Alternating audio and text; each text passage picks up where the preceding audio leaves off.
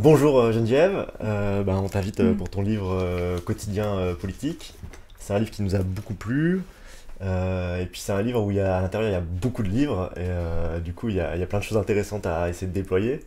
Dans ce livre, tu essayes de tracer un peu des lignes entre un corpus théorique avec plein d'auteurs différents et des pratiques. Les pratiques, elles sont issues de ton enquête, de ta longue enquête de terrain que tu as menée pendant une bonne dizaine d'années, et sur des personnes qui ont décidé de faire sécession avec ce monde-là. Et cette enquête, elle est nourrie par tout un corpus de ce que tu appelles les féministes de la subsistance, et qui permettent, ce corpus, il permet de tracer une interprétation de l'émergence du capitalisme, une émergence genrée du capitalisme, et de faire des contre-récits centrés sur l'enjeu du travail de la subsistance, centré aussi sur notre dépossession, qui essaye d'expliquer notre dépossession du rapport à notre monde matériel et à notre quotidien. Cette dépossession, elle va s'accompagner aussi d'une perte de savoir vernaculaire et d'une perte de prise en fait assez générale sur notre quotidien. Et donc c'est pour cet ensemble de choses qui nous a vraiment intéressés. Et donc voilà, donc on est heureux de t'avoir ce soir avec nous. Merci.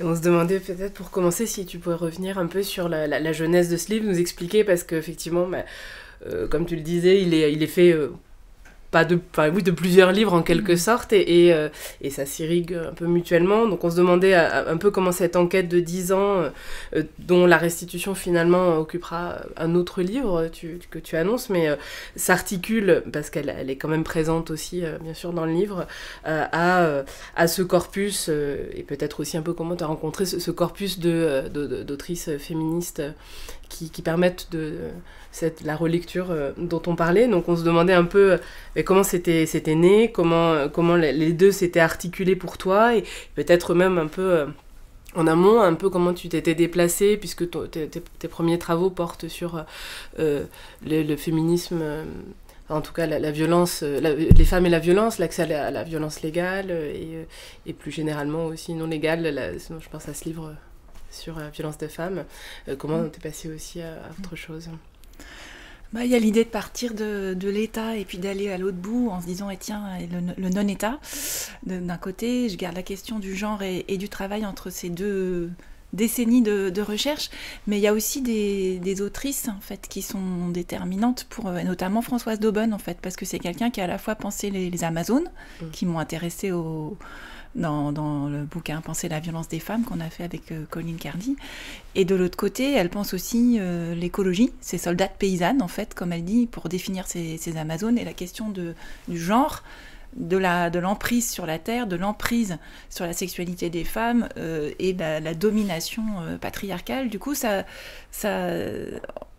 en partant de la violence des femmes, par Françoise d'Aubonne, j'en arrive à la question écologique. Donc ça, c'est des passerelles comme ça qui se font, qui fait que c'est une autrice qui pense tout ça ensemble. Et comment même les femmes peuvent se défendre contre la violence patriarcale qui leur est imposée. Donc ça fait une passerelle. Et il y a aussi que la question de la féminisation de la police, donc de la boîte noire de l'État, ne change pas. Ne change pas la structure même de l'État. Et donc, quand on a fait ce processus d'études depuis les années 30, comment c'est hyper long d'arriver jusqu'à la féminisation de ce segment de l'État, pour arriver à conclure à une virilisation collective de l'ensemble de l'institution, y compris des femmes qui y rentrent, la question se posait du coup, mais qu'est-ce que ça veut dire pour les femmes d'avoir le pouvoir de violence? Est-ce que c'est du coup l'alignement dans des démocraties militaires? Est-ce que c'est ce genre d'égalité-là dont il est question? Et quid de toutes les autres, de ce que les féministes ont pu dire et qui a pu être ringardisé d'une certaine matière, qui dit ouais, le pacifisme, les valeurs dites féminines, mais qui sont absolument pas féminines, qui sont construites comme telles, mais qui pourraient donner lieu à d'autres organisations sociales. Et du coup, ça m'a permis de voir le lien entre anarchisme, féminisme, micro-société, et du coup de sortir vraiment, d'aller au plus loin en fait des villes, dans les campagnes. Et donc c'est là que je suis arrivée aux alternatives en fait écologiques, en me disant qu'est-ce qui se passe, comment on fait, comment on s'organise quand on s'établit au plus loin de l'État. Et là, c'est plutôt des gens que je rencontre. Je vais de région enfin, chaque fois j'ai un contact, puis à partir de là, par boule de neige, il y a plein de personnes que j'essaie de circonscrire par l'idée que ce serait des formes d'écologie radicale, mais il y a toujours quelqu'un de plus radical que soi. Donc en fait, sur un rayon assez proche d'une vingtaine de kilomètres carrés, je me retrouve à chaque fois avec 20, 30, 40 personnes qui se recommandent les unes les autres. Et donc ça définit des gens qui ont une emprise territoriale assez cohérente sur des territoires. Et dedans, il y a des sages-femmes alternatives, il y a des herboristes, il y a des cercles aussi de femmes, il y a des remises en question de la division du travail aussi. Il y a des groupes aussi. Donc il n'y a pas forcément des féminismes totalement affirmés, parce que je suis allée exprès dans les endroits les plus lointains de la capitale, y compris sur le plan géographique, mais aussi sur le plan des relations intellectuelles.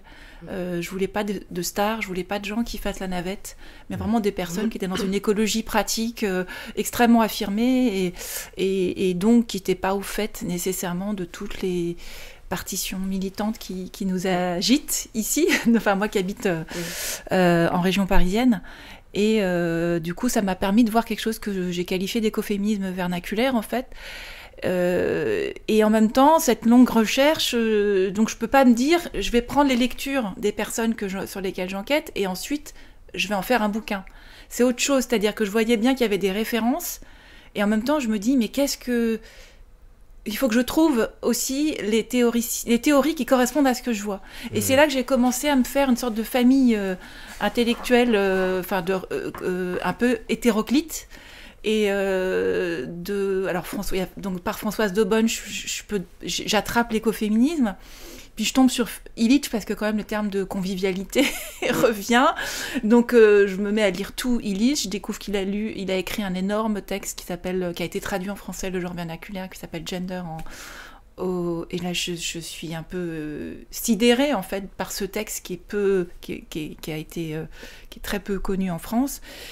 Et puis Henri Lefebvre, que je lis aussi très vite, et là je me lance parce que je voulais, comme la question c'est l'écologie pratique, je me dis c'est la question de la quotidienneté qui est au centre, donc faut lire le livre, et donc là je me lis tout Lefebvre, qui est un livre, je veux dire tout, parce que tout Lefebvre sur la quotidienneté, c'est je ne sais combien d'opus, c'est labyrinthique, c'est à la limite de la poésie philosophique, enfin je sais pas comment expliquer, tellement il ouvre des tiroirs. Bon. Et donc là aussi et je découvre quelque chose que j'avais pas prévu, c'est que il a une passion en fait pour les communautés paysannes. Et là aussi tout se rejoint à un moment donné. Et il y a d'autres auteurs, d'autres autrices, Silvia Federici qui est la plus connue, et dont je découvre qu'elle est très très proche de Mariamis. Enfin bon, excusez-moi de faire un peu tous ces liens, mais c'est parce qu'en fait, je peux pas leur donner une chronologie, mais c'est juste pour dire que ils ont des rebonds. Enfin, je découvre qu'Henri Lefebvre a été très proche de Françoise Daubonne. Enfin voilà, moi, au départ, je sais pas qu'ils sont proches, et puis, enfin pas toujours qu'ils sont proches, et puis je découvre à la fin qu'ils se relient. Et en fait, l'autre entrée, c'est effectivement Vandana Shiva et Mariamis, parce que quand je découvre Françoise Daubonne, je cherche les textes écoféministes aussi traduits en français, et il y a ce livre-là qui a été traduit dans les années 90, et Vandana Shiva Mariamis, et de là je tombe sur la partie des féministes allemandes, qui est et l'école de Bielefeld dont je parle, qui travaille la notion de subsistance. Et donc la perspective de subsistance, qui est un livre coécrit avec Veronica Benol-Thompson et Mariamis, je découvre que c'est le livre conclusif en fait de 20 ans de travaux, de militantisme sur la question de la subsistance, dans lequel Vandana Shiva fait partie de cet événement. Je découvre, et ça me... ce terme-là devient ce qui unit en fait tous les auteurs et les autrices que jusqu'ici, et puis évidemment les alternatives sur lesquelles j'ai travaillé, qui veulent échapper à la notion de production, pour qui la notion d'autoproduction n'a pas tellement de sens même, parce qu'en fait c'est chaque fois c'est un réseau, c'est un groupe, c'est des communautés, et donc la notion de subsistance, ça permet de renvoyer aux sociétés de subsistance, et donc de relier aussi des auteurs comme Marshall Sahlins qui a travaillé sur les chasseurs-cueilleurs, et Polanyi qui a travaillé sur la notion de subsistance. Enfin voilà, ça fait une famille cohérente. Enfin, le mot famille est pas bon, mais une maisonnée d'auteurs et d'autrices cohérentes. C'est vrai que il y a des ramifications qu'on en voit énormément quand on lit, c'est la densité que tu restitues là. Et ben on va essayer de revenir peut-être sur à chaque fois quelques points pour éclairer ceux qu'on n'a pas lu. Est-ce qu'on du coup on revient sur le quotidien, si on s'était demandé, alors tu as évoqué, mais par exemple, puisque ça part de cet éloignement maximal de l'État et de la recherche d'une autre invention du quotidien, mais justement tu définis bien que c'est pas le quotidien de Michel de Certeau, c'est celui d'Henri Lefebvre, et ça serait intéressant de peut-être redéfinir exactement comment c'est envisagé, ce mot qui peut sembler évident, mais en fait qui peut s'entendre de plein de manières, parce que on sent qu'il est que ça concerne la question de la coupure des milieux, la dévaluation des attachements à un milieu, la déterritorialisation. Tu parlais d'Ivan Illich, notamment par la profession. Enfin, c'est ce qui amène aussi à envisager le travail autrement. Est-ce que redéfinir cette notion au travers des auteurs que tu as convoqués, de quotidien peut-être, et de dépossession matérielle? Et puis, moi j'avais... pour prolonger la question, et avec une citation du bouquin, qui est une citation de Lefebvre, et qui je trouvais, c'est une des premières citations du livre, et je trouvais que ça éclairait un peu aussi la notion de quotidien, peut-être comment tu l'envisageais. C'est l'image que le lecteur trouvera dans ce livre diffère de la métaphore admise. La vie quotidienne apparaît ici comme le seul nourricier, comme quelque chose. Du coup, voilà. Ouais, c'est en fait Henri Lefebvre, il définit la quotidienneté. Non pas comme une sphère, parce que parfois on peut confondre la notion de quotidienneté avec sphère privée ou sphère domestique, mais comme un niveau d'attention qui permet justement de baisser relativement la garde, et c'est comme quelque chose qui fait que des choses nouvelles apparaissent, mais sédimentent, et c'est ce niveau-là, c'est pour ça qu'il parle d'un sol nourricier, c'est parce que comme ça a sédimenté, c'est à la fois le lieu de la routine, mais de l'invention, justement, et de la métamorphose, et donc de la révolution. C'est vraiment, il n'y a pas de révolution sans sédimentation quotidienne, et elle s'actualise si elle devient quotidienne. D'où sa fascination aussi pour la commune, parce qu'il montre justement qu'elle s'est incarnée dans toutes les sphères de l'existence à l'échelle quotidienne et de façon populaire. Donc ça m'a beaucoup intéressée, parce que ça décalait aussi, ça permettait de sortir de l'ornière sphère domestique d'un côté, sphère professionnelle de l'autre, puisque dans toutes les activités humaines, il y a donc de la quotidienneté, et puis des choses qui font événement et qui sortent de l'ordinaire. Donc moi, ça, c'était un point assez important. Et du coup, si on reprend la question, c'est quelles sont les quotidiennetés, qu'est-ce qui fait partie de nos vies quotidiennes et qui est en arrière-plan, en quelque sorte, ou sous nos pieds, et qu'on foule tous les jours sans trop s'en rendre compte. Et c'est ça qui apparaît saillant, en fait, c'est que on peut opposer deux types de quotidienneté, et là je vais être volontairement tranchée. La quotidienneté paysanne, d'un côté, si on prend les sociétés de paysans artisans, de paysannes artisanes, d'un côté, et puis des quotidiennetés modernes, urbaines, industrialisées, pour un peu faire un autre bloc. Et Lefebvre, Illich, mais d'autres, les féministes qui m'ont intéressé à la subsistance arrivent au même constat, c'est que d'un côté, il y a une quotidienneté dans laquelle les travaux de subsistance sont visibles, et c'est pas un arrière-plan, ça fait partie vraiment du trajet ordinaire et normal. Et de l'autre, c'est soustrait de la vue. C'est un enfermement, même c'est enfermé, et carrément délocalisé même en fait. Donc de ce constat quasi phénoménologique, il y a des constats d'organisation sociale en fait. Et d'un côté, il y a des groupes pour qui ça fait partie de la quotidienneté que d'être interpellés par les modes de production, parce qu'ils sont en ligne de... Enfin, comment dire, ils sont toujours présents, ils ne sont pas oubliables. Alors, ça ne veut pas dire que parce qu'ils sont présents, qu'on va être plus attentif aux inégalités. Ce n'est pas du tout un enchantement des sociétés de paysans artisans où effectivement on travaillerait dans la rue ou dans une échoppe ouverte et tout d'un coup on serait conscient des inégalités sociales, de l'esclavage dans les plantations était très visible et ça n'a pas pour autant donné lieu à... Donc c'est pas exactement ça que ça veut dire, mais ce que ça veut dire c'est que comme c'est visible, il y a quelque chose de potentiellement irruptif, malgré tout. C'est-à-dire que ça peut devenir et être embarqué, même, puisque les personnes étant là, présentes dans cette présence-là, dans un mouvement révolutionnaire. Et de l'autre côté, c'est comment cette quotidienneté va être complètement oublieuse de toutes les petites mains de la fabrique de la quotidienneté. Ce qui fait que ce recouvrement complet des petites mains de la fabrique, ça conduit en fait à mettre de côté complètement la division sexuée du travail, la division internationale du travail. Et donc, une quotidienneté politique, puisque en fait, c'est le titre du livre, c'est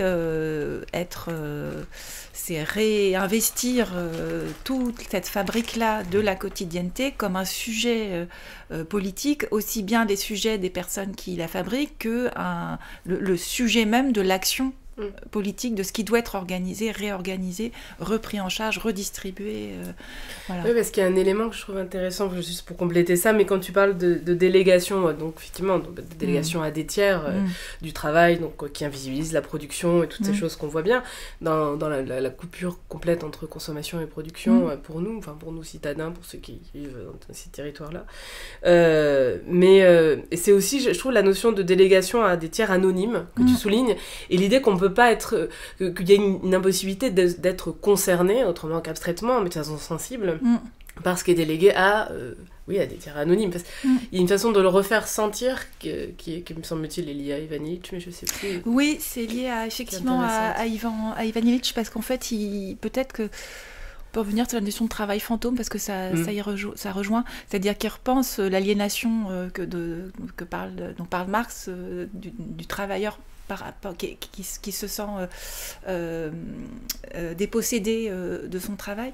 Et là, il va le décrire de façon en termes de subsistance, c'est-à-dire qu'il n'est pas simplement détaché de son travail, il est détaché du milieu de vie à partir duquel il peut travailler, il va produire, et d'où viennent les matières.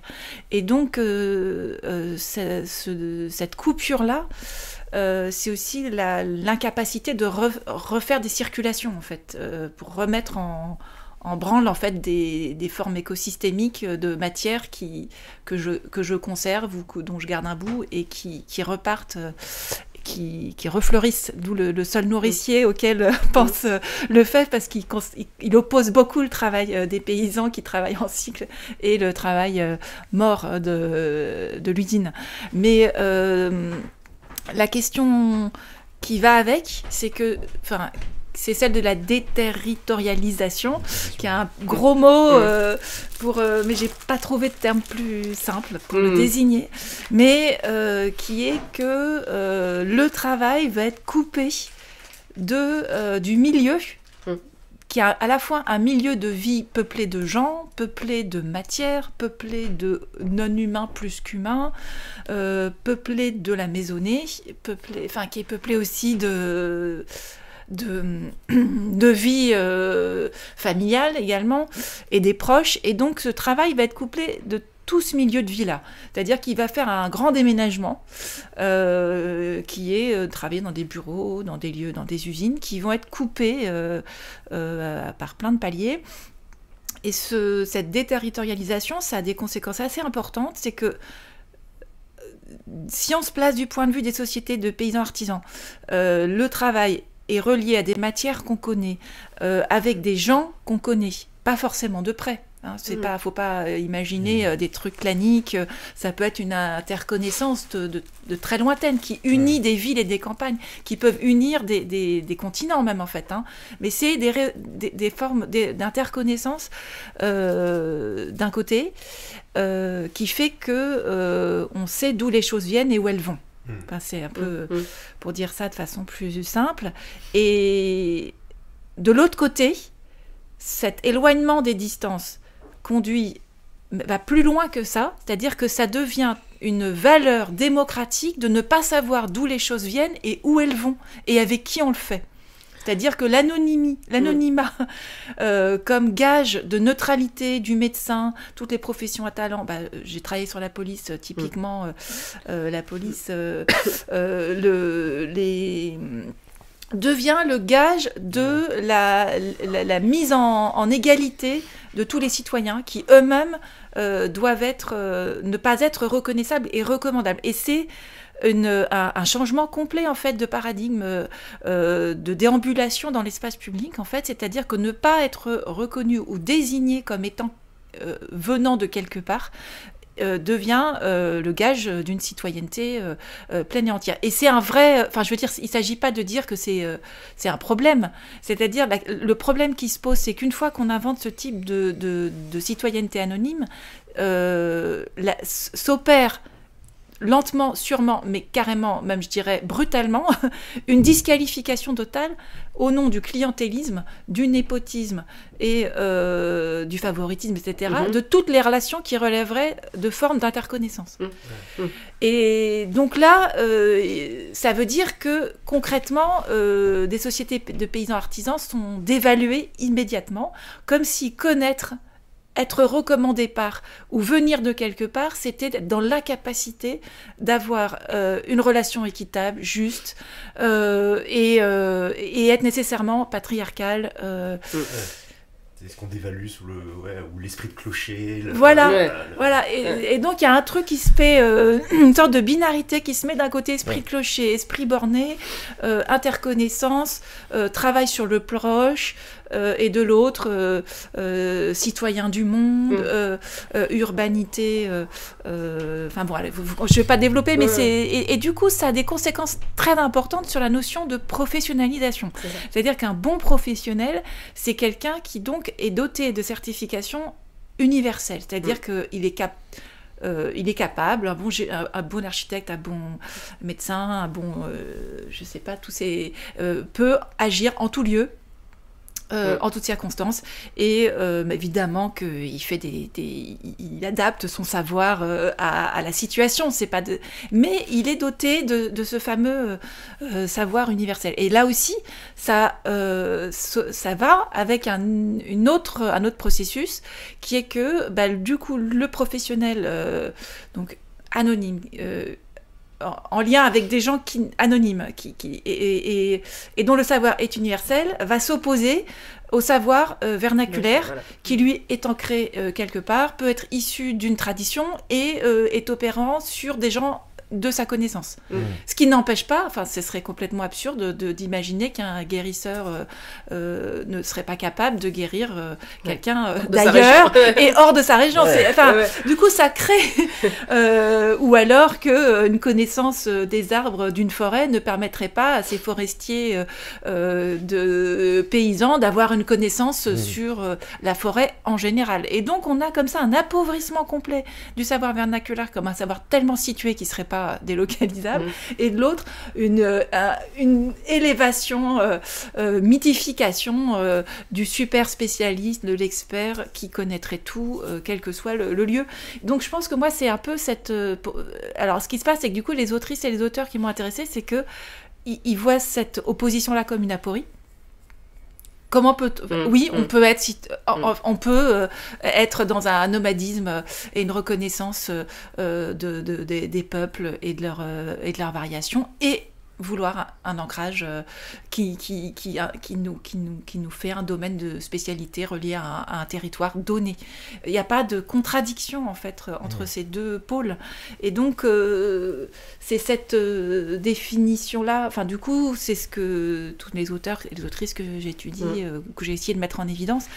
Et ça rejoint les alternatives que j'ai étudiées, où il y a énormément de passages, de turnover, de brassages, de gens qui viennent du cru, pas du coin, et qui en même temps ont ce geste de s'ancrer quelque part. Du coup, l'ancrage territorial relié à une connaissance professionnelle pouvant donner lieu à professionnalisation, et du coup à une autre conception du travail, puisque c'est...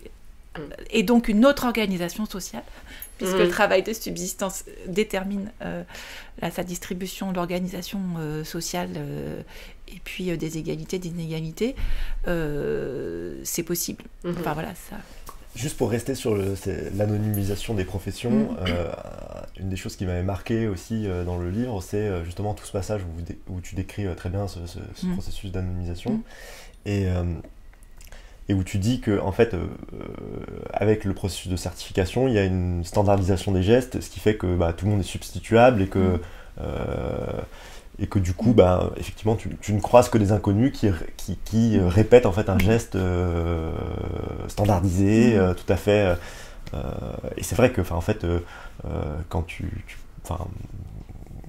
moi ça m'a fait je le sais, ça fait un espèce de, tu t'en rends compte vraiment en fait quand tu essayes de décrire toutes tes relations que tu as eues, relations qui sont toutes les relations marchandes que tu as eues, ce sont que des relations en fait tout à fait anonymes, et dans lequel ce qui va être important, ça va être la marchandise qu'on va te proposer, mais et que ça participe un peu du fétichisme de la marchandise, de placer la marchandise complètement déliée de ses conditions de production, et notamment des personnes qui le produisent et qui sont tout à fait anonymes et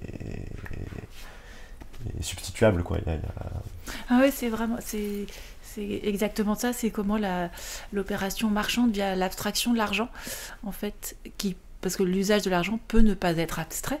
Enfin, il y a d'autres usages monétaires, mais en tout cas, l'entrée dans une économie où la monétarisation de la transaction devient majoritaire va de pair avec la création des fameuses sociétés anonymes, qui est un des fers de lance de l'organisation capitaliste. Et donc, le capitalisme a besoin, pour rentrer dans cette monétarisation, et donc qui conduit à la marchandisation complète des biens et des services, d'une cohorte de professionnels qui soient eux-mêmes pris dans un échange marchand de leur savoir et de leur aussi et de leur action sur la matérialité, qui permet la transaction monétaire. Et donc donc ça, c'est vraiment cette capacité-là, en fait, cette entrée dans l'économie monétaire et ça, les conséquences, parce qu'on parle beaucoup de destruction relationnelle, etc. Mais moi, je voulais montrer le rouage, non pas simplement sur le travail, mais sur la création d'un certain type de professionnels, et donc d'un certain type de diagnostic sur le monde. Parce que du coup, quand on rentre dans cette fameuse transaction monétaire, on est complètement détaché, on peut être détaché du milieu de vie d'où les choses sont extraites et vont. Et donc, la segmentation du travail et des diagnostics fait qu'on délègue à d'autres et qu'on n'a plus, au fait d'habiter un territoire, une capacité de connaissance et de diagnostic sur la vie même de ce territoire. Quoi. Et est-ce que c'est du coup la notion de subsistance qui te permet de... Parce que tu l'as définie, à la fois il me semble qu'elle permet de questionner le travail, le salariat, enfin la façon dont ça s'organise, parce que ça s'oppose aussi à la maisonnée, au travail domestique, enfin...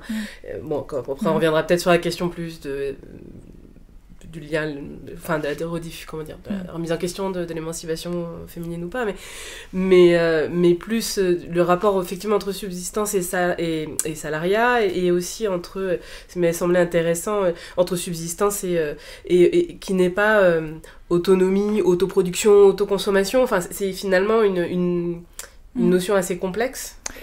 Oui, alors c'est une notion, moi je pense qu'il y a le livre il n'est pas encore traduit, de Veronica Bennell Thompson et Maria Miss, qui s'appelle subsistance perspective, donc une perspective de subsistance qui le définit vraiment bien. Et elles expliquent aussi que le terme de subsistance, c'est un terme qui est traduisible dans beaucoup de langues par ailleurs et qui a un sens assez stable. Et donc ça, c'est assez important. Et ça réfère à des sociétés. C'est-à-dire que les sociétés de subsistance, qu'il ne faut pas confondre avec l'économie de la survie nécessairement. Et donc, dans la notion de subsistance, il y a nécessairement un groupe social qui permet d'organiser la subsistance commune. Et ça permet de sortir de l'idée, le terme, je pense, le pire qu'on a inventé, c'est le terme d'autoconsommation. Je pense parce que c'est quand même si on se consommait soi-même et c'est faire, parce que l'autoconsommation ça désigne donc moi ce qu'on pourrait appeler la subsistance, c'est-à-dire le fait de fabriquer soi-même des trucs au potager et de les manger.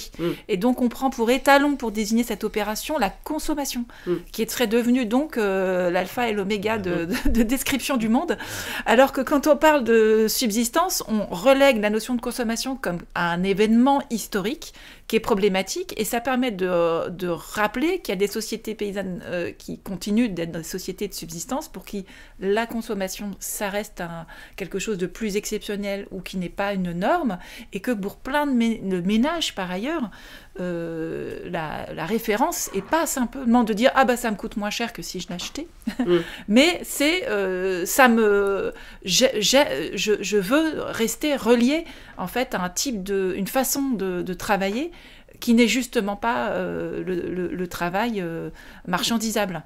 Et je reste dans une économie de la circulation en nature. Et donc, la question de la subsistance, ça permet de remettre au cœur les transactions en nature, en fait, entre les gens. Et du coup, moi, je me suis dit, le mot, comme souvent on dit, autosubsistance. Puis on va peut-être dire entre-subsistance avec un tiret entre les deux, comme ça, c'est bien lourd comme terme, mais ça efface le terme d'auto. Et en plus, la notion d'autoconsommation, autosubsistance, autoproduction, c'est comme si on faisait par soi-même, pour soi-même, alors que tout ce que j'ai pu voir du côté des alternatives écologiques, mais aussi moi, du point de vue théorique sur tout ce qui met en scène les sociétés paysannes et artisanales, c'est que c'est un groupe. C'est à minimum un atelier. Une ferme, c'est certainement pas, malheureusement comme c'est le cas aujourd'hui, un couple qui travaille pour c'est des maisonnées, des très élargis, des groupes domestiques comme on dit. Et donc, et c'est pas que pour soi.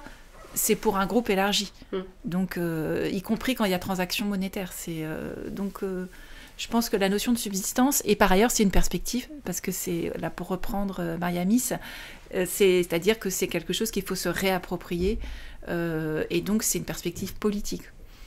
Et le terme aussi, ça permet de ne pas... Enfin, moi, et c'est comme ça aussi que Mariamis va l'utiliser, c'est que ça permet d'englober plein de formats de réappropriation et de mise en commun du travail de subsistance. Alors que des termes autres pourraient... si je dis vivrier, par exemple, ça restreint vraiment au groupe domestique, la maisonnée. Et ça empêche de voir d'autres façons de mettre en commun la subsistance qui relèverait plus de catégories de coopératives. Voilà. Et par ailleurs, il y a l'aspect que tu mets en avant du féminisme de la subsistance. Et on se disait à la lecture du livre, peut-être que c'était une manière aussi d'intervenir de déplacer en fait les grandes questions qui est autour de l'écoféminisme pour justement se centrer sur cette question-là qui est la question de la subsistance, de la matérialité et du travail de subsistance justement, et donc qui n'est pas un travail domestique, etc. Enfin, je ne sais pas, est-ce que c'était un peu... Oui. Une catégorie peut-être plus qui tranche un petit peu, enfin qui prend un peu que tu construis et qui prend un peu un chemin de traverse par rapport à l'écoféminisme, par rapport aussi au féminisme matérialiste. Enfin finalement, tu as cité ces autrices et c'est le moment sûrement on pourra en dire plus, mais elles sont pour la plupart matérialistes, marxistes. Et toi, tu construis à partir de ça, enfin, tu déplaces des choses pour construire un peu... Ouais, parce qu'en fait, il se trouve qu'on a 50 ans d'éclipse de l'écoféminisme en France. depuis l'invention du terme par Françoise Daumône et la tentative qu'elle a faite de créer des groupes croisant l'écologie et le féminisme. Et donc, comment faire en fait pour... le livre de Reclaim, l'anthologie d'Émilie H, a vraiment veillé à pluraliser d'emblée en fait l'écoféminisme pour pas l'associer à un versant plutôt qu'un autre. Et d'autre part, il se trouve que Silvia Federici a été énormément traduite en France, alors que Maria Mies pas du tout, ou peu. Et en fait,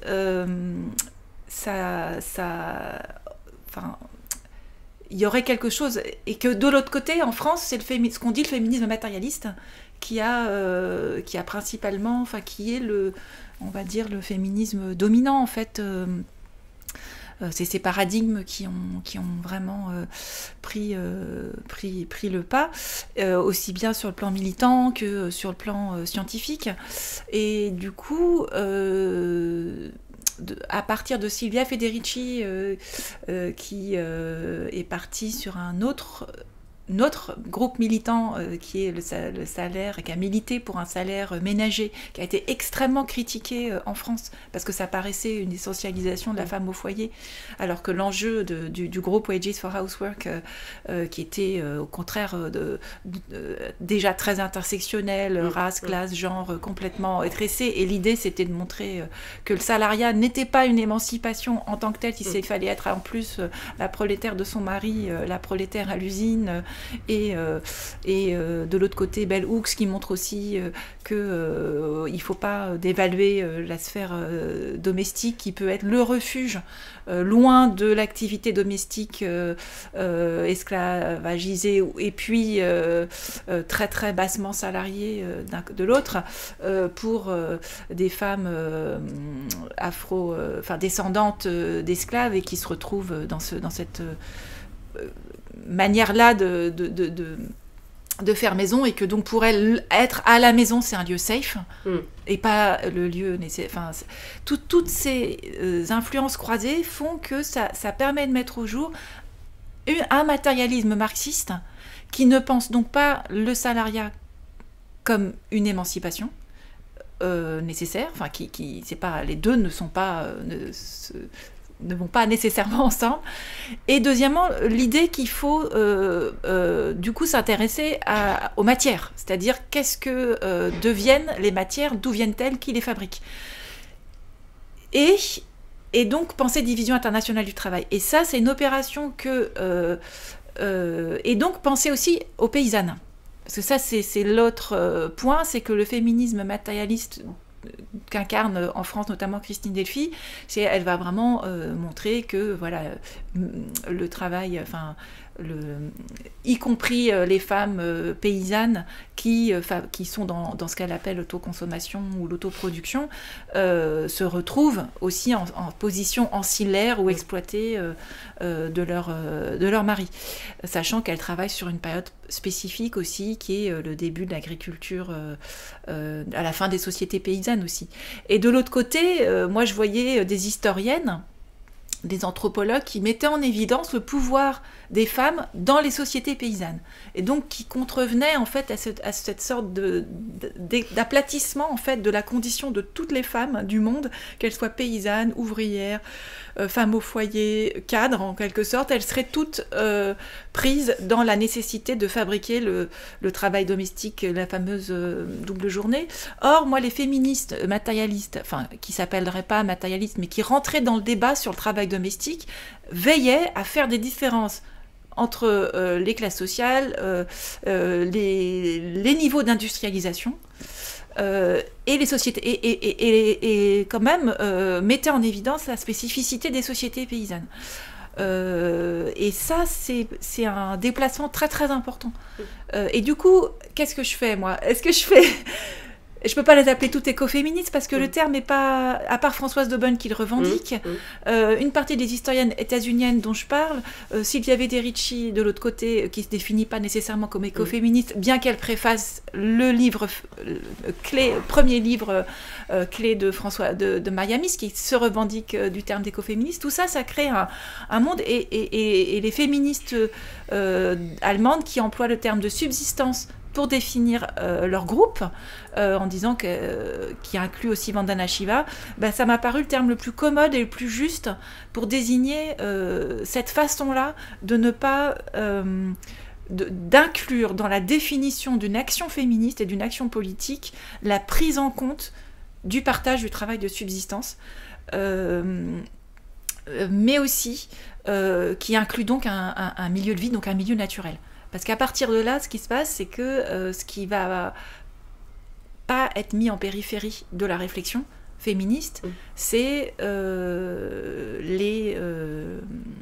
la nature qui va pas du tout être conçue comme les femmes seraient naturellement plus proches de la nature, mais comme des ressources, des matières à disposition qu'il faut transformer, parce que évidemment qu'il ne s'agit pas de prendre juste du bois, de le collecter, il faut le couper, il faut l'entreposer, il faut le chauffer, et que les poules, elles ne sont pas en liberté, et que je donne des activités typiquement féminines dans l'atlas de la division sexuelle du travail, c'est le petit élevage, aller chercher l'eau, c'est pas...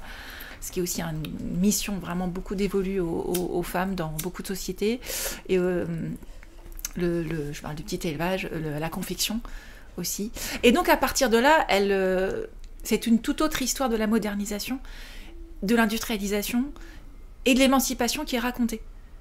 Parce que puisque le patriarcat qui va donc s'approprier la subsistance, la détruire, pour la remplacer par du travail de production industrielle qui se substitue point par point de façon quasi méthodique à tout ce qui pouvait être produit en circulation dans des sociétés paysannes sur des petits périmètres.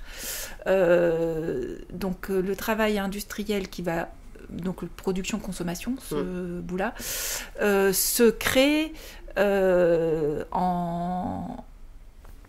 l'idée qu'il faut détruire les capacités des sociétés à faire ce travail non marchand ou faiblement monétarisé.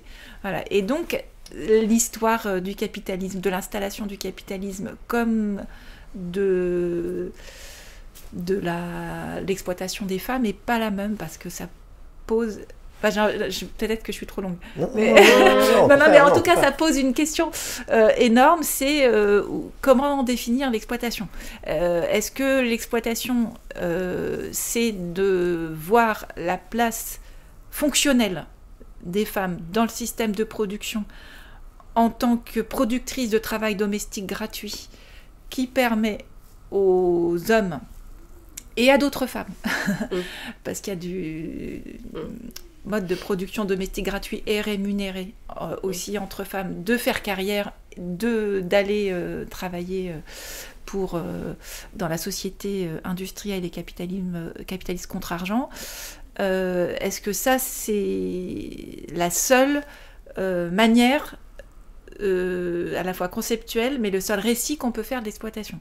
Et donc, de l'autre côté, il y a des historiennes de l'époque prémoderne, des historiennes des techniques, des historiens du Moyen-Âge, je pense à Ivan Illich, en fait, qui est un auteur qui est vraiment qui va enseigner l'histoire médiévale.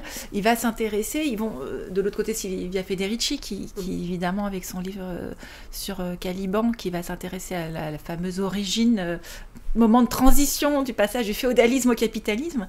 Et dans toutes ces histoires cumulées, revient quelque chose autour de la dépossession des sociétés paysannes et d'artisans de leurs moyens d'autonomie, de leur autonomie. Et là, non pas autonomie politique, autonomie en termes de subsistance, les deux étant indissociables en fait. Et comment cette autonomie va être entamée bout à bout. Et là, l'invention du couple hétérosexuel réduit à la famille nucléaire va être décisive. Et ça, c'est quelque chose que va raconter Ivan Illich, que va raconter Françoise de Bonne, que va raconter Silvia Federici, alors que va raconter aussi Caroline Merchant, La mort de la nature, dont le livre vient d'être traduit. C'est-à-dire qu'il faut trouver un type d'organisation sociale qui segmente et qui détruit les communautés paysannes, en fait, qui, elles, sont larges, autonomes et assez organisées et qui unissent des milliers entre elles. Et donc, l'invention du neutre économique ou d'une sphère extrêmement réduite dans laquelle toutes des formes de solidarité et de transactions non marchandes qui avaient lieu vont pouvoir, du coup, être contraintes à des formes de consommation, ben ça, rien de tel que le couple, le mariage avec juste un homme et une femme. Ce qui, pour n'importe quelle société paysanne et n'importe quelle communauté utopique, n'est pas viable. Et du coup, le confort moderne, en fait, qui va individualiser de façon extrême le confort jusqu'au... au point qu'on arrive à faire passer comme émancipatoire n'importe quel appareil ménager, c'est mettre de côté que d'une part c'est hyper individualisé, pourquoi c'est pas mis en commun au moins à l'échelle de l'immeuble pour le peu de temps de minutes qu'on utilise ce moteur par jour, et ensuite ça repose sur tout un autre système qui était assez opérant quand même d'aide en nature en fait, qui permettait et d'aide de l'ensemble de la maisonnée, c'est-à-dire qu'il n'y a pas que des femmes toutes seules avec leur équipement ménager qui se retrouvent dans ce foyer dépeuplé, mais il y avait des enfants de tous les âges, des personnes âgées de tous les âges, il y avait des animaux de différentes forces avec différents usages et différentes utilités, et puis évidemment l'ensemble d'un voisinage qui lui-même était très peuplé de toutes ces... Donc à partir de là, qui dit foyer très réduit, et ça marche aussi pour la production agricole, ça veut dire que la mécanisation s'impose comme évidente. Et cette réduction-là, elle passe par l'invention d'un foyer hétérosexuel, voire le mariage d'amour, par exemple, qui est au point même qu'aujourd'hui, avoir ses beaux-parents... Enfin, dis pas qu'il faut revenir à ça, mais je remarque, ça veut dire que non, parce que c'est oppressif, etc., alors que dans les parentèles élargies, et les classes populaires le voient bien en vivant très proches les uns les unes des autres, parce qu'ils se rendent des sacrés services en nature, en fait, qui évitent de marchandiser tout simplement, ne serait-ce que la garde des enfants, qui est quand même assez énorme, et comme budget, mais aussi comme occupation, qui permet de travailler à l'extérieur, c'est que c'est pas possible en fait d'avoir de l'autonomie juste avec si peu de gens. Donc l'extension, enfin la réduction de la famille, ça veut dire une réduction aussi de l'espace vécu de production, parce qu'on délègue à des professionnels anonymes, justement, on achète, et ça implique un tel travail d'ailleurs, d'éducation quand on a démantelé les maisonnées, en fait, il a fallu habituer tout le monde à consommer, et donc c'est comme ça que moi j'ai essayé de faire une réinterprétation des sciences ménagères, en fait, qui sont des alliés, en fait, du capitalisme, pour apprendre aux femmes qui vont se retrouver toutes seules, en fait, dans un foyer, à devoir apprendre à consommer et à faire marcher plein de machines. Parce que c'est ça, c'est contre-récit du féminisme qui montre ce sur quoi tu es revenu, arrive même à développer, à mettre aussi en lumière l'évolution de ces femmes, de ce rôle de femme au foyer qui se charge d'autant plus, l'experte en art ménager, pour rebondir sur ce que tu disais, ou le care finalement aussi, avec la romanticisation et la sollicitude, finalement délesté de certaines charges, c'est d'autres charges qui viennent s'ajouter aussi, c'est cette plus travail émotionnel, Dorchild, etc., qui viennent transformer aussi, fixer la place au foyer et la transformer.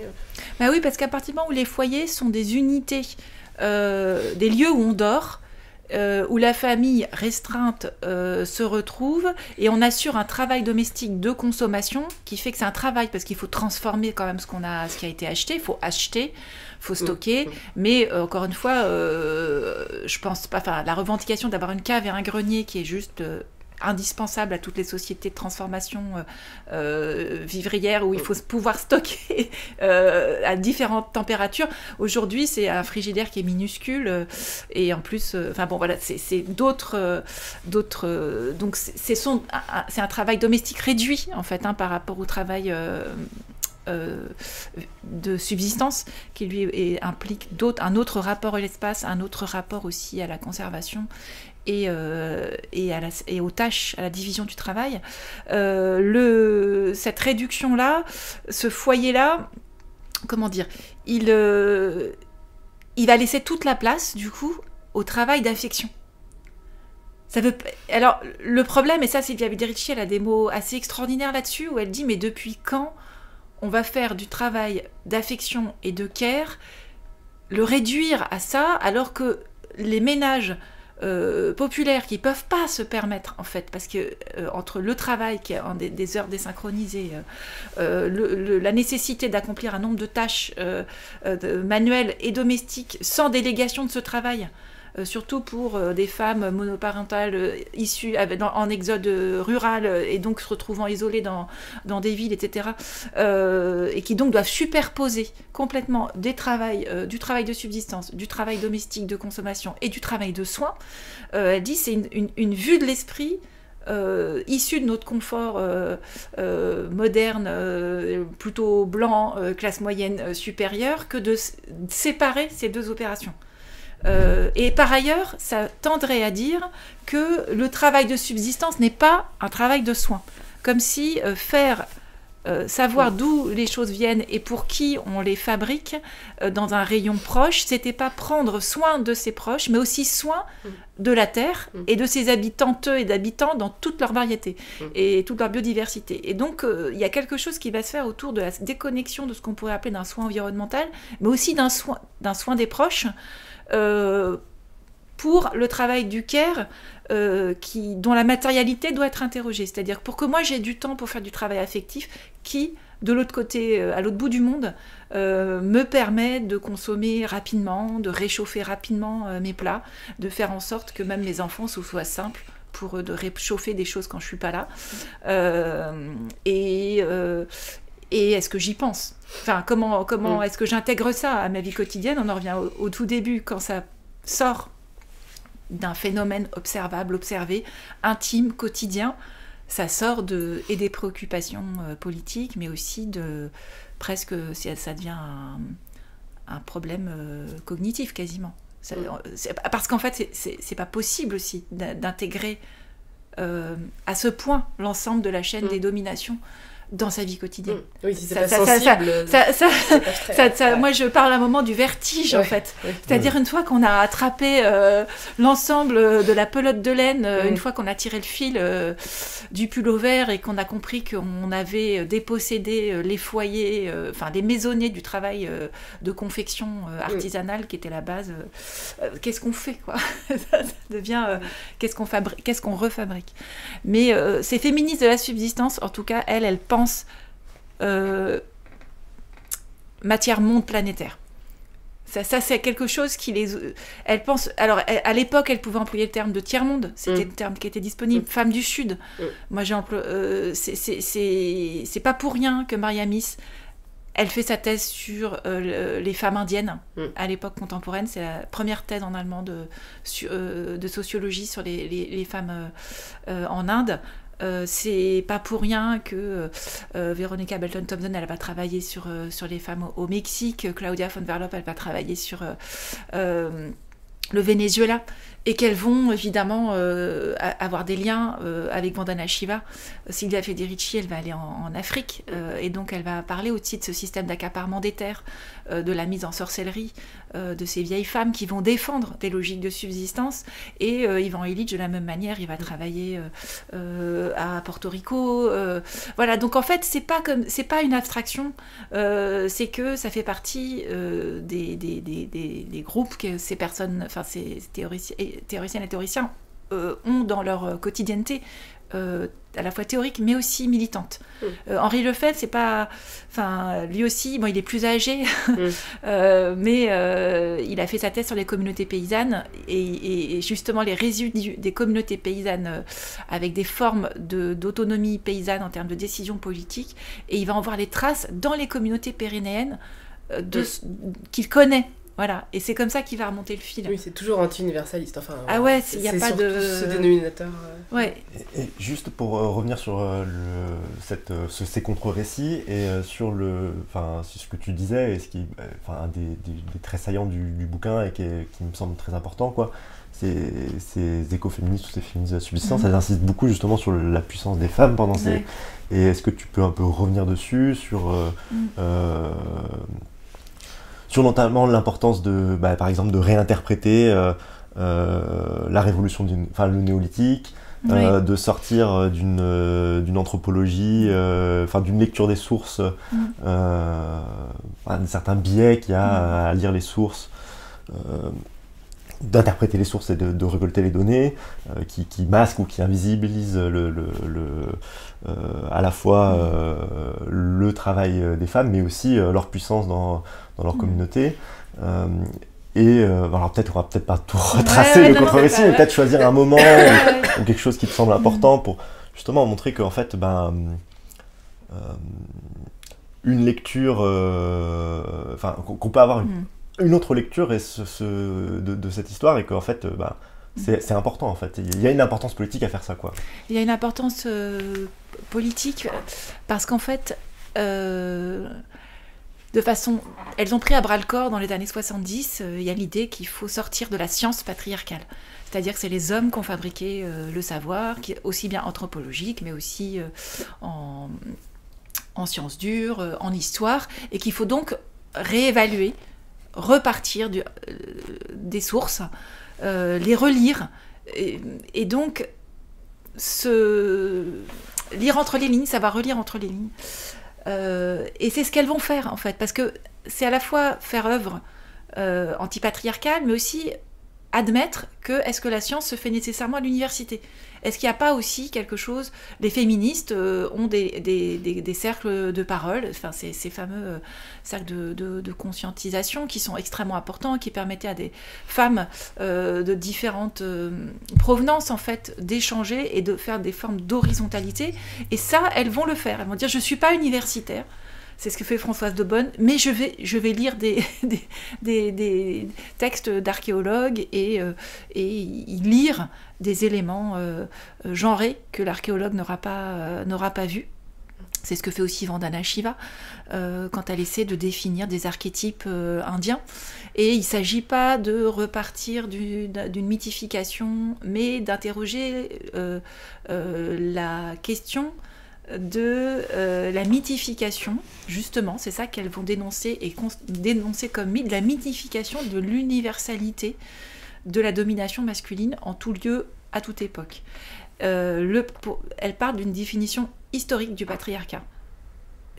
Si le patriarcat a une origine, il a donc une fin. Donc ça a une vertu politique. C'est-à-dire que ça permet aussi, très étrangement, de sortir des formes d'essentialisation en fait, du patriarcat, qui serait tellement le seul système que les sociétés connues et observables auraient mis en place, que l'avenir serait de destituer, et qui pourrait quasi conduire, enfin si je deviens comme à le rendre quasi instinctif. Alors elle, c'est l'inverse. C'est-à-dire que le patriarcat, ça n'a rien de premier, en fait, ni même d'originel. Et donc, et la bicatégorisation en hommes et femmes non plus. C'est quelque chose d'autre. Et la hiérarchie Alors, elles vont jusqu'à contester le principe même de hiérarchie, en fait. C'est-à-dire qu'à partir de la domination masculine et le patriarcat, il y a l'idée subreptice que donc toutes les sociétés seraient hiérarchiques, même les sociétés dites égalitaires auraient des formes, parce qu'il y a quand même des sociétés dites égalitaires de chasseurs-cueilleurs, chasseuses-cueilleuses qui seraient moins hiérarchiques, sans classe, enfin tous les termes. Et donc, elles y vont avec une allégresse et une impétuosité dont je voulais saluer en fait le pari épistémologique et tout, parce qu'il y a par ailleurs des chercheuses confirmées comme Eleanor Leacock qui est une anthropologue, il y a des historiennes des sociétés paysannes aussi qui viennent valider ces interprétations, mais ce à quoi elles vont le plus s'attaquer, je trouve ça assez important, c'est le mythe du chasseur. Voilà, c'est la question du chasseur, en disant un chasseur qui part sans vivre, il peut pas partir à la chasse, et toute viande chassée qui n'est pas immédiatement ou rapidement transformée ne peut servir qu'à alimenter le chasseur sur place, mais puisqu'il faut chasser, on chasse loin du groupe domestique, même fut-il nomade, il y a quand même des choses à parcourir. Et donc elle destitue le mythe du chasseur, qui ne serait donc rien déjà sans les cuisiniers et les cuisinières, sans la transformation.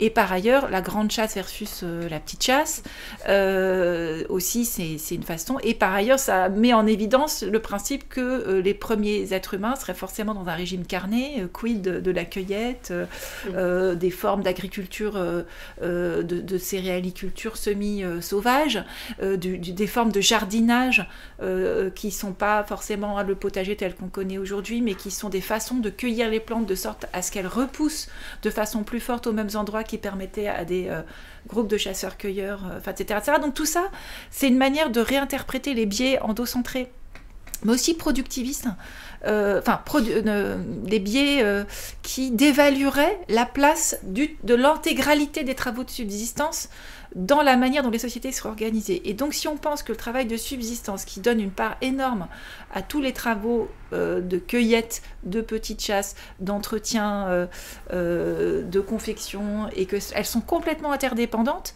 la question de la place des femmes est totalement différente. C'est-à-dire que les femmes occupent une fonction notamment de transformation vitale, d'une part, créatrice d'une matière qui, sans leur transformation, n'est pas...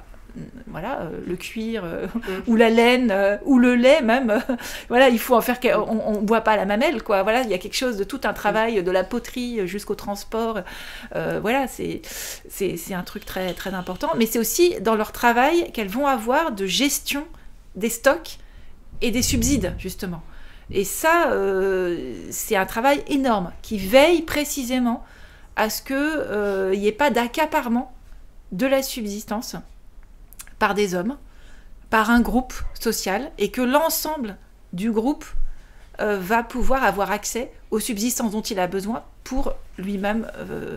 Et ça, je trouve que ça permet d'éviter le problème des termes de travail domestique, de foyer, d'autoproduction, de plaquer d'une façon, notre organisation moderne, contemporaine, industrialisée, sur des sociétés dans lesquelles ce travail-là n'est pas une petite affaire, c'est pas un travail d'évaluer, c'est voire même un travail qui accorde un énorme pouvoir. Et donc la puissance des femmes, elle vient de là. C'est aussi une puissance du travail de la reproduction, et de la capacité du renouvellement des matières.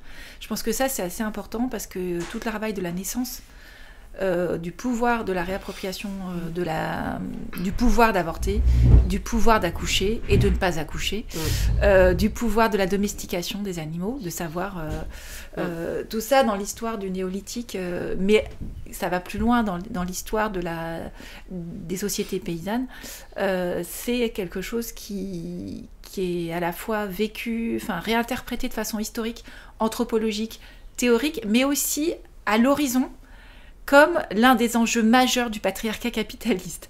C'est-à-dire que ce savoir-faire de la reproduction, c'est aussi quelque chose qui fait qu'on passe par la matière pour se renouveler.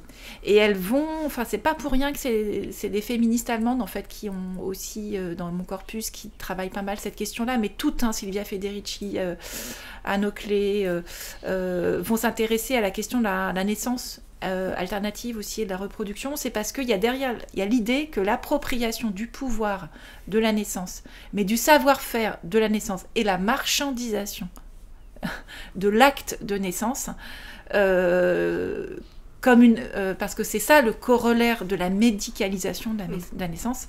C'est pas juste on sauve des vies, c'est qu'aussi on en profite pour faire un acte marchand, et que les types de technologies qui vont être répandues, ça va être des technologies qui peuvent faire l'objet d'un marché, au sens marché économique, à commencer par la péridurale, les épisiotomies et la césarienne, voilà, qui sont des actes chirurgicaux. Et donc tout ça, c'est des marchés et qui donc vont s'opposer à des savoir-faire vernaculaires. Et ce qu'elles veulent dire par là, c'est qu'en ligne d'horizon du capitalisme, il y a l'appropriation du pouvoir de reproduction. Et donc, elles pensent au trafic des OGM, au clonage, enfin, elles ont cette image des expériences faites sur le vivant qui permettrait de se passer du vivant, en fait, ou de rendre la reproduction comme d'en faire un marché, quoi. Donc ça, c'est quelque chose qu'elle dénonce, en fait. Et ce qui est intéressant, c'est qu'elles n'en font pas « Non, mais nous, les femmes ou les plantes, on serait essentiellement des reproductrices. » Enfin, c'est pas ça qu'elle dit, c'est qu'il y a un savoir-faire de la reproduction qui fait que, encore une fois, on ne naît pas... Enfin, c'est un savoir-faire, au sens... c'est des techniques.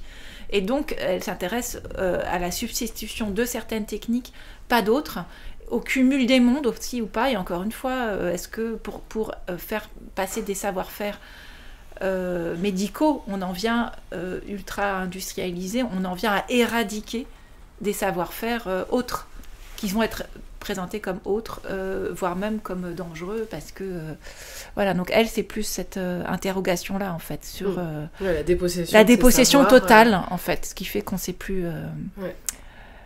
On ne sait plus garder ses semences, on veut les acheter, voilà. Ouais. Peut-être le retour, justement, s'interroger sur ça. Comment est-ce que revenir à des savoirs vernaculaires, alors du coup, finalement, ça passe par quoi, ça se décrète pas, c'est créer du collectif qui permet des formes de réciprocité. Finalement, on peut se demander un peu, quoi, si c'est ça comme visée, comment... Ouais, il y a plein de... Enfin, moi, je trouve que l'important... Et c'est un peu la démarche qu'avaient les alternatifs écologiques que moi j'ai pu voir, c'est qu'ils étaient à la fois dans une forme de radicalité de la perspective, au sens où secteur après secteur, ils activaient des formes de réappropriation collective des moyens de subsistance en augmentant l'échelle ou en partant d'une échelle plus grande, mais qu'en même temps, parce que c'est peut-être le fait d'avoir fait des trajectoires de vie et d'avoir vu des conversions à des âges variés, à tout âge en quelque sorte même, c'est qu'il faut partir du palier où on se trouve et ne pas... avoir un horizon idéal énorme d'un biorégionalisme, par exemple, ou d'un municipalisme libertaire, pour reprendre des termes de Bookchin, avec la mairie, par exemple, ou le conseil municipal avec qui on est en interaction et qui est très très très très loin, par exemple, de ce genre de problématique, et un État, n'en parlons pas, qui serait encore à des années-lumière de cette capacité de redonner aux régions ou aux municipalités davantage de pouvoir pour que les communautés d'habitants reprennent les moyens de contrôle aussi de ce qui les concerne directement. À constater ça, qu'est-ce qu'on fait en fait ?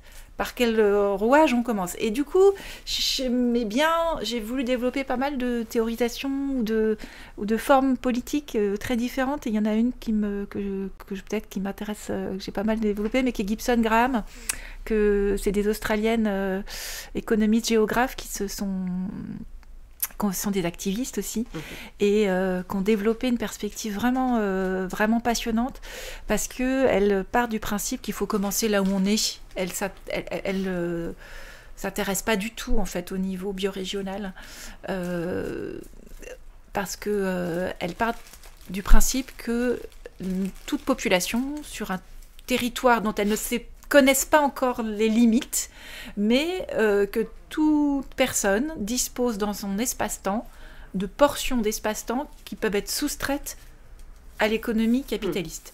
Soustraites de façon un peu différente. Il y en a qui peuvent être soustraites de façon plus radicale, mais en tout cas, que ce soit du don de temps, que ce soit une activité en tant que telle, en fait, qui sera vivrière ou marchande, mais dont on pourrait imaginer qu'un bout serait reversé à un groupe qui, lui, essaierait de se soustraire du capitalisme. Elle propose, en fait, de faire des enquêtes de recensement de toutes ces initiatives qui prennent des formats très variés sur un territoire donné à partir de personnes qui seraient assez implantées dans des réseaux sur place. Et c'est pas elles qui font l'enquête, et que ces personnes clés sont à même de connaître les gens et de prendre des personnes qui sont à cheval sur plusieurs réseaux. Et à partir de là, on est en train de créer une communauté en fait qui vient en quelque sorte. Elles ne cachent pas leur référence à Agamben, etc. Et qui est qu'on ne peut pas savoir encore quelle forme elle va le prendre, mais l'activité de recensement va la produire, cette communauté-là. Et ça permet aussi d'avoir des opérations de comptage, de quantification, de visibilisation de l'énormité de ces portions mises bout à bout. Que ce soit en termes de temps, d'argent, d'équivalent monétaire éventuellement, de techniques, de réseau social activé. Et donc, elles font des emplois du temps. Ça peut même permettre de faire des emplois du temps coordonnés.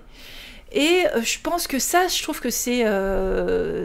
elles ont une idée féministe, en fait, au départ, qui est la grande puissance du féminisme et qu'il est, il est potentiellement partout. Si on dit qu'il est dans... On prend les rôles de sexe, on peut dire qu'il est dans autant de femmes, par exemple. Mais aussi de leurs conjoints pro-féministes qui pourraient s'approprier ce type cette égalité-là. Et donc, cette diffuse justement au sein des foyers, l'air de rien, parce qu'il n'y a pas de révolution féministe s'il n'y a pas de transformation au cœur des pratiques quotidiennes, justement. C'est aussi quelque chose qui est potentiellement une transformation sociale d'ampleur.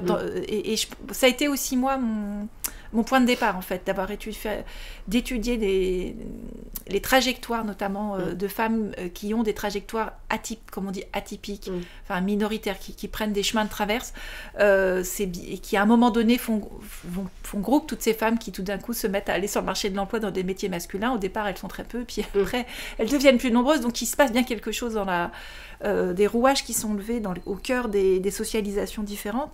Et elles prennent vraiment ça comme manière de faire. Et à partir de là, elle déplace la question de la biorégion, qui est pourtant une région que je trouve très importante, parce que du coup, ça fait Gibson Graham, elle passe pas la question écologique au cœur, que d'autres commenceront par définir une biorégion avec un système, avec des bassins versants. Et elle d'abord, et à partir de là, on peut revenir aux ressources à proximité et aux réseaux d'interconnaissance qui permettent de refaire biorégion, même si c'est pas dans la biorégion au sens géographique du terme. Et ça nous permet de revenir à la proposition de Maniaghi, que je trouve aussi vraiment intéressante, sur le biorégionalisme, qui est ce marxiste opéraïste italien, qui définit les biorégions aussi, et qui dit aussi qu'il faut partir des espaces urbains tels qu'ils sont pour de là revenir aux campagnes.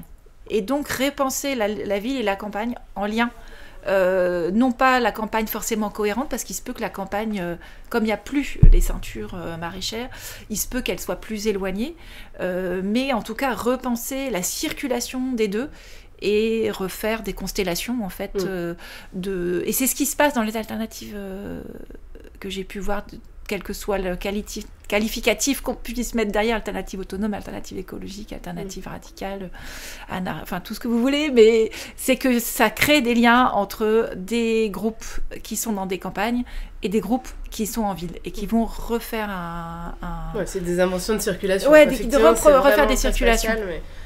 Alors c'est pas forcément, ça fait de la voiture le meilleur allié quand même malheureusement du dispositif, mais l'écologie a trop se centrer sur la question de la motorisation du bilan carbone, se pose pas la question de comment on recrée des groupes qui ont des formes autonomes, sachant qu'à l'endroit où on habite, au plus proche, il se peut qu'on ait un voisin qui est urbain, cadre, qui fait de l'écologie qui n'est pas du tout écolo, des personnes d'extrême droite. Et que surtout les terres à proximité appartiennent à un agriculteur qui possède 1000 hectares ou qui loue 1000 hectares dont on n'a pas l'usage, et un tissu, enfin des grandes enseignes qui vont prendre tous les ateliers disponibles aux abords des villes. Donc en fait, on est face à un parcellaire complètement préempté dans lequel les acquisitions foncières sont pas possibles, des mairies qui pourraient mettre des ateliers municipaux ou des communaux à disposition qui le font pas. Donc il faut bien qu'on recrée des terres mises qui se relient les unes entre elles parce que il faut à proximité immédiate c'est quasi impossible, sauf maintenant dans quelques lieux où il y a une densité suffisamment forte d'alternatives, où ça a commencé d'abord par peu, puis ils ont comblé les trous au fur et à mesure, et là ça fait des espaces cohérents. Donc c'est pour ça que la question de la motorisation c'est une chose, mais en transition. Enfin, quand on est en train de reconstituer des communautés cohérentes, il faut bien les relier, quoi. Ouais. Voilà, faut trouver des... Donc c'est pour ça que c'est pas... Enfin, la comptabilité carbone, pour moi, elle est moins intéressante que quelle portion d'espace-temps qu'on peut soustraire au capitalisme on peut mettre en lien. Oui, c'est ça, c'est vraiment une maisonnée espace-temps. Enfin, une maisonnée, et même si l'espace et le temps, il est un peu grand. Distendu. Sur justement la catégorie d'alternatives que vous utilisez pour qualifier toutes ces soustractions au capitalisme, elles sont... est-ce que... à la lecture, on se demande si... est-ce que sous le terme d'alternatif, est-ce qu'on regroupe pas des choses qui n'ont pas grand-chose à voir, ou même qui sont opposées et du coup... comment à la fois effectivement montrer que que ce n'est pas rien, quoi, que ce n'est pas rien de se soustraire, d'essayer dans des parcours de vie plus ou moins différents de se soustraire du capitalisme, mais à la fois que il n'y a pas d'unité déjà là, quoi, entre toutes ces personnes, qu'il y a des divisions, qu'il y a des visions politiques qui sont quand même assez différentes, des moyens d'action aussi qui sont différents, etc., etc., etc. Et à la fois, donc ça c'est le premier point sur la... Bon, est-ce que ça recouvre pas des divisions, en fait, voilà. Et deuxième chose, est-ce que aussi... comment cette catégorie-là, elle peut se... comment ces personnes-là, elles peuvent... comment ça s'articule avec les dominations structurelles qui, par ailleurs, continuent d'exister, etc., etc., etc. Voilà. Bon, reste la question, mais...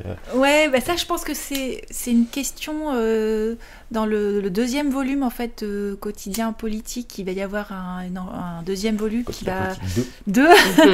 qui va vraiment faire une ethno-comptabilité, une micro-enquête à partir de paysans boulangers qui vivent en yourte, et à partir de là, de tout leur réseau d'entraide sur une vingtaine de kilomètres, mais aussi de leur voisinage. J'ai pris ce cas-là, que je vais hyper détailler, pour montrer comment des luttes frontales, et de l'autre des luttes feutrées, vont se coordonner. Et moi, je voulais donner à voir là, par cet exemple, c'est typiquement des personnes qui vont, par exemple, ne pas aller à Notre-Dame-des-Landes, qui sont tellement dans une logique de réappropriation de leurs moyens de production, à la fois dans la pluriactivité paysan-artisan, avoir une place de marché, faire l'autoconstruction, etc., que pour tenir localement leur position qui est très vulnérable, étant donné tous les problèmes administratifs qu'on peut leur faire. La répression administrative, en fait, dont on parle pas beaucoup, mais qui est hyper importante. La pression aussi locale, hein, de voisinage, qui fait qu'il faut apprivoiser aussi des personnes pour passer pour des... rendre cette alternative-là sérieuse et non menaçante. L'acquisition foncière de terre aussi, qui est une bataille sans merci. De militer localement à la Confédération paysanne locale pour... faire entendre sa voix de producteurs qui ne veut pas de subvention de la PAC, par exemple, parce qu'il ne veut pas être dans ce système-là. Donc ça, c'est des choses à tenir. Des labellisations alternatives départementales du type Nature et Progrès. Donc ça, c'est des modes de militantisme très locaux. Et comment, dans ce groupe-là, il y en a qui vont aller militer de façon plus confrontationnelle, prêter main forte dans des chantiers à Notre-Dame-des-Landes, par exemple, qui est trop loin, en fait, de leur sphère quotidienne, mais aussi d'une sphère militante qui est totalement aspirée aussi par des questions locales. Il y a des luttes, donc ils vont, sur leur stand, donner un flyer pour inviter à reprendre des terres à Notre-Dame-des-Landes sans jamais y aller. Et ça, je pense que... Et de l'autre côté, à Notre-Dame-des-Landes, je vais retrouver des personnes que j'aurais vues sur des différentes enquêtes qui auront fait, pour eux, ça va être un grand... de s'extraire, en fait. C'est pas toutes les saisons où c'est possible. Il faut c'est une grosse organisation que de pouvoir y aller. Et donc, je voulais montrer ces deux formats d'action directe qui sont pas du tout les mêmes et qui, pourtant, sont assez interdépendants parce que c'est eux... très interdépendants. Et donc, il y a une forme de délégation, en quelque sorte, réciproque, typiquement. Et donc ça se retrouve dans plein d'autres lieux où il y a toutes ces alternatives-là qui, justement, vont pas s'appeler alternatives parce qu'elles peuvent être en conflit, elles peuvent s'opposer, même les alternatives, il y en a qu'on veut les appeler les alternativistes, les alternos, ou de l'autre côté, il va y avoir l'idée, mais enfin, c'est sympa de faire des collectifs, mais moi je me tue à faire le maraîchage, et puis là-bas, ils sont pas capables de faire un potager alors que ça fait 20 ans qu'ils sont installés. Enfin, des tas de choses comme ça qui... Donc, il y a et puis des peurs aussi du passage à l'action qu'on pourrait dire l'action directe, tout simplement, hein, parce que y a des groupes qui font un tel travail pour s'implanter localement, obtenir le champ de la commune, donc je pense qu'il y a des impossibilités d'agenda et de stratégie politique réciproque, mais qui vont se créer dans des formes d'interdépendance quasi économique, en fait, et pas simplement politique. Et ça se fait sur le long cours. Ça peut être... moi, il y a des déplacements de population aussi qui rebattent les cartes, et des prêts de matériel qui vont se mettre en place. Et donc, ça permet, quand on fait des analyses plus territorialisées, de un peu moins radicaliser des frontières militantes qui, sur le plan pratique ou sur certaines actions, par exemple, vont s'unir, alors qu'elles peuvent être se discréditer les unes les autres. Et je trouve que c'est tout l'intérêt, en fait, de passer à une territorialisation aussi de l'action politique. Et à un moment, je parle de topographie, toponymie de l'action, et que c'est presque parfois plus simple de parler de lieux, de dire, voilà, moi je veux dire le Larzac, Notre-Dame-des-Landes, Tarnac, le plateau de Millevaches, les monts d'Arrée, pour parler de la Bretagne, voilà, la Drôme, enfin voilà, il y a des tas de termes géographiques comme ça, dont on sait qu'ils recouvrent des mouvances, en fait, différentes, mais qui vont quand même partager un même territoire, donc des causes communes. Et aussi, tu insistes beaucoup aussi sur le fait que ça revient un peu à la question du vernaculaire, et aussi le fait que c'était une question, il y a une question que ce que nous incite à faire le féminisme de la subsistance, c'est aussi une question d'une attention à notre quotidienneté, c'est certain, et puis à la matérialité, enfin, une espèce d'écologie sensible qu'il faut essayer de... Ouais, ça c'est un point important, c'est parce qu'en fait, quand on se pose la question de repeupler le monde de matière avec des visages, donc de gens qu'on connaît, ou de gens qu'on connaît, qui connaissent, c'est lourd. Enfin, je voulais aussi revenir aussi à l'un des éléments de pensée de l'émancipation par les féministes, qui est celui de l'exode, justement, l'exode rural, de quitter la communauté villageoise pour l'anonymat des villes. Ça a été une libération mais énorme, justement pour s'extraire de la domination patriarcale, d'inceste, de violence domestique, d'exploitation, de non-reconnaissance, d'impossibilité d'agir, parce que quand il y a une division sexuelle du travail aussi assez forte pour que les communautés, les groupes routinisent leur action, bah, ça fait que on peut pas faire... Enfin voilà, ça a permis une extension aussi des tâches. Et ça, c'est quelque chose qu'il faut absolument prendre en compte d'un point de vue féministe, mais aussi d'un point de vue sensible. On ne relocalise pas... Enfin, il y a une lourdeur inhérente à la relocalisation de la matière et donc des attachements qui peuvent être du dégoût. Et donc ça, c'est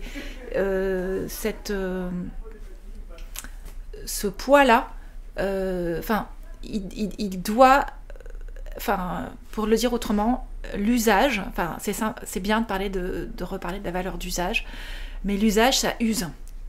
L'usage, c'est aussi l'usure sur les corps, sur des personnes aussi. Enfin, on parle beaucoup de gens qui ne s'entendent plus, des manières de faire qui deviennent incompatibles.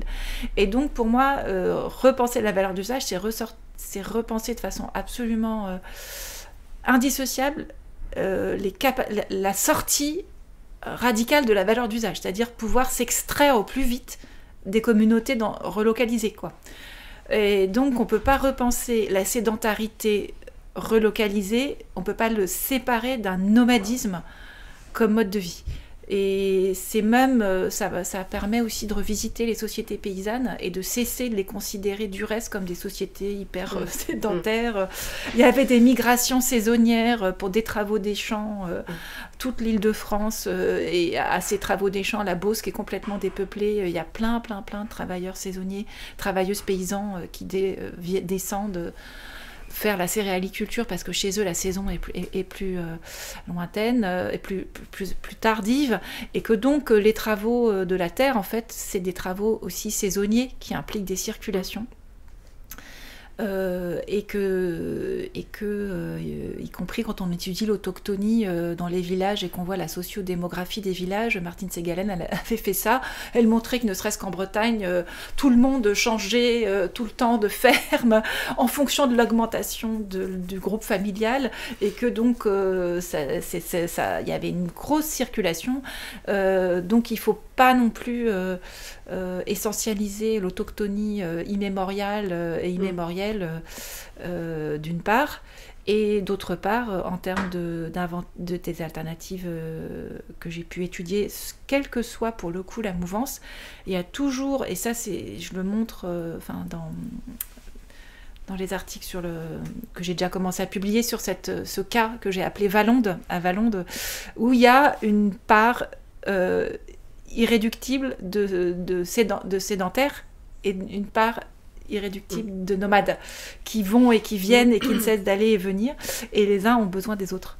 C'est absolument une interdépendance importante, et il m'a semblé que cette façon-là de faire société était vitale, et qu'on ne peut pas penser à la relocalisation sans un appel absolu à des lieux de nomadisme radical qu'on n'a pas.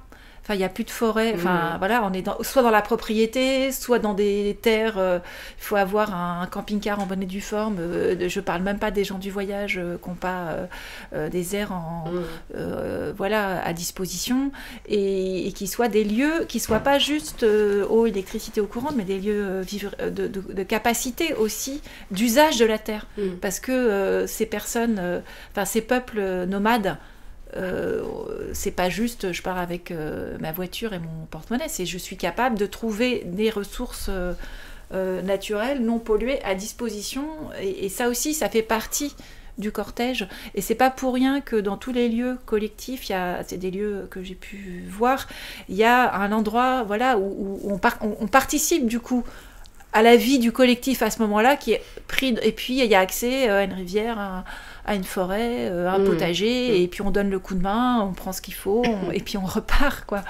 Et ça paraît une sorte d'utopie. Voilà, c'est une façon de voyager. Alors après, ça peut être formalisé d'une façon. Voilà, il y a le woofing, par exemple, qui est un point d'entrée pour beaucoup d'étudiants.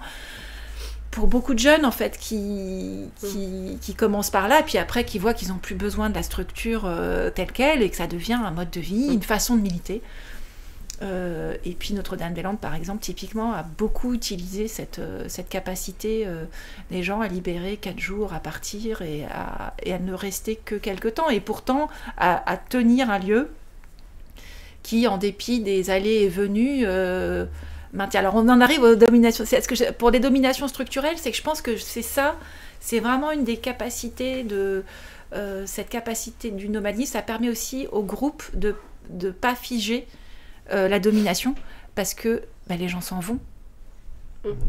Voilà, plus il y a de lieux d'accueil, plus ça circule. Voilà, il y a quelqu'un qui s'institue comme chef, il faut bien être chef de quelque chose, donc de gens. Alors, du coup, la propriété, ça devient un problème quand même, parce que ça peut être celui qui possède la terre, ou le groupe qui possède le lieu, et donc la terre mettre des moyens de terre en commun, c'est pas rien d'avoir des terres non appropriables. Qu'est-ce qu'on fait ? Il me semble qu'on a fait... Est-ce qu'on finit sur une petite citation ? Un beau panorama. Ah bah vas-y, une petite citation, parfait. Alors, il s'agit d'aller au bout du programme féministe d'extension de la charge immense d'embrasser le monde, en étendant la capacité d'attention à une grande diversité d'êtres et de matières qui nous permettent de vivre en refusant le principe de spécialisation extrême qui conduit à la perte de vue l'ensemble des cycles de vie. C'est une qualité d'attention qui doit être redistribuée à toute chose. Merci. En conclusion, merci beaucoup à toi pour cette discussion. Merci beaucoup. Je pourrais dire que l'alternative, c'est et sauf 2 fois, une fois enfant dans le bois.